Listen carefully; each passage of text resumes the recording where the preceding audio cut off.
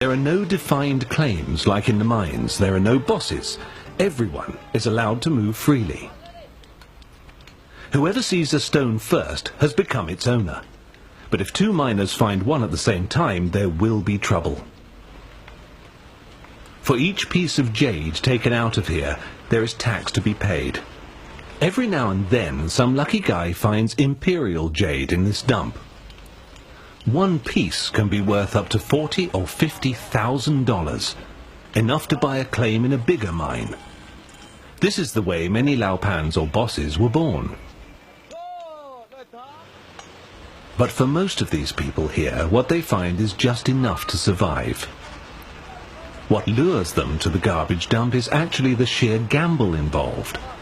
The realistic chance to free oneself from poverty with one single rock. A scene reminiscent of the American gold rush about 100 years ago.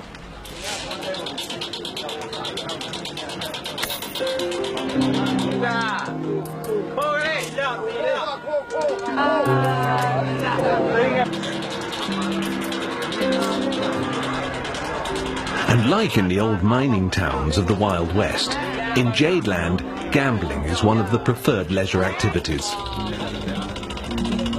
At night, the main streets of the mining town of Macapin turn into a miniature Las Vegas strip.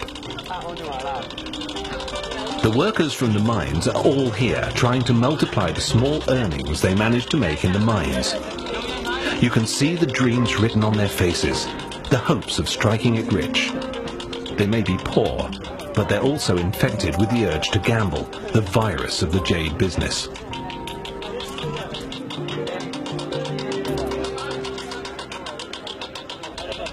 Macapin is just one of the many gambling villages in Jadeland. The makeshift shops, the lantern-lit streets, and the gaudy gambling dens look unreal, almost like a dream in one of the remotest areas of the world.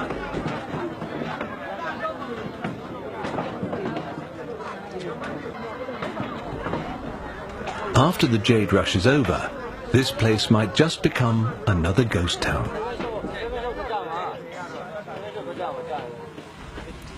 But for the time being, business is booming. After the ceasefire between the Kachin and the government, the mines are being worked as never before. With more mines opening and new concessions granted, thousands of fortune seekers are flocking to the region.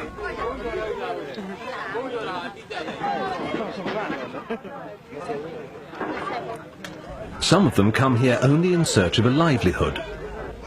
After years of civil war, there are few opportunities elsewhere. $1 a day may not be big money, but it's still better than what they can make in their villages.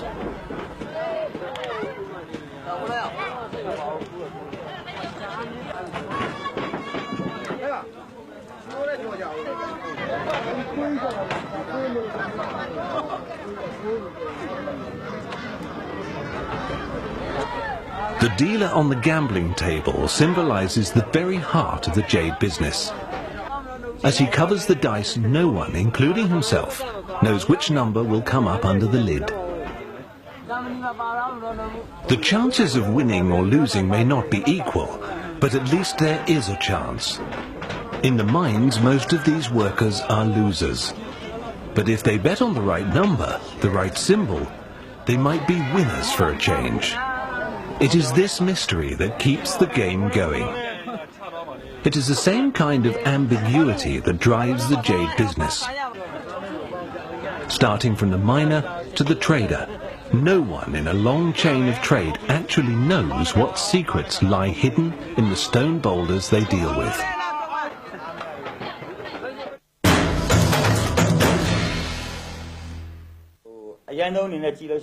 A boulder like this one does not tell you what is inside. After cutting, it might be very valuable or perhaps valueless like this one. But if you are lucky, it might be worth hundreds of thousands of chart, or it might almost be worthless. That's why I would say the jade business always and absolutely depends on your luck. Of course, we hear stories every day. I myself bought one stone for 10 million chart. Someone offered me 100 million, but I wouldn't sell it because I thought this was a very good one. But after cutting, it turned out to be worthless. If anyone finds a boulder like this one, he just can't go wrong. This one is worth a fortune by the sheer size of it. Now it just sits in front of Yangon's Gems Museum, a mere tourist attraction. The museum itself is a treasure haul. Any trader could only dream of holding this piece of raw imperial jade in his hands. Processed into jewellery, it would cost a fortune. For carvings like these, jadeite of a lesser quality is used, but the workmanship itself is no less exquisite.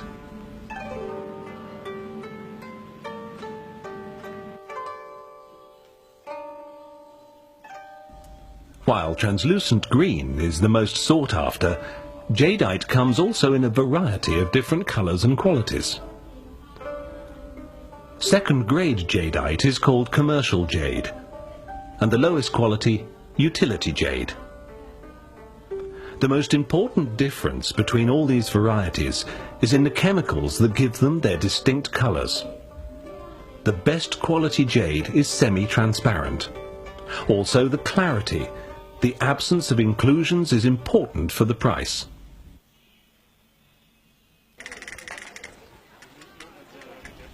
Mogong.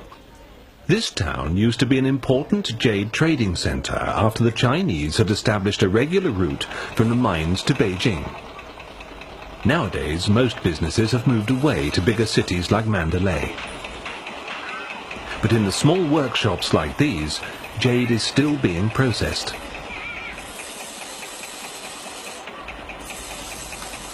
After the Burmese government imposed tax on jadeite taken out of the mines, it's difficult to find high-quality jade openly displayed in public places.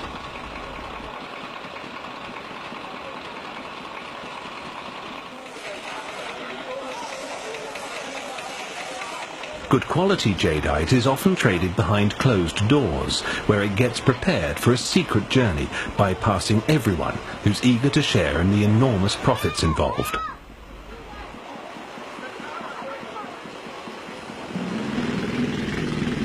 A smuggler would need 12 days for this trip from Mogong to the Thai-Burmese border. It's dangerous work, since jade smuggling is punishable by death inside Burma, and there are many soldiers patrolling the region.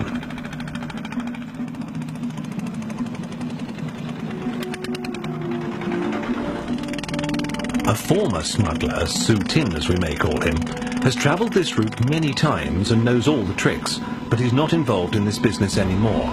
Just for our cameras, he showed us what the life of a smuggler looks like. The first leg of the journey is done by boat. Doing so, the smuggler can avoid the frequent roadblocks in this area. Apart from the Burmese army, the jade smugglers are also sought after by Kachin troops who collect taxes on jadeite.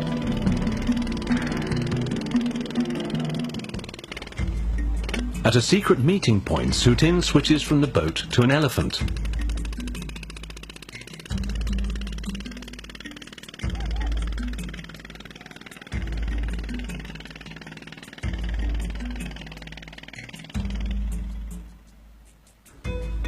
Up to 90% of the imperial jade found in northern Burma has been smuggled out of the country.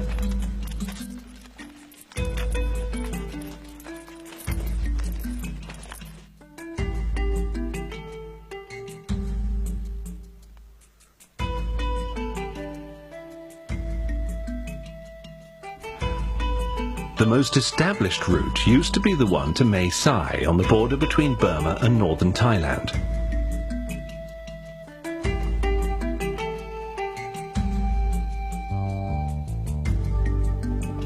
Other routes are getting increasingly popular, like the ones that lead directly to southern China and from there to Hong Kong.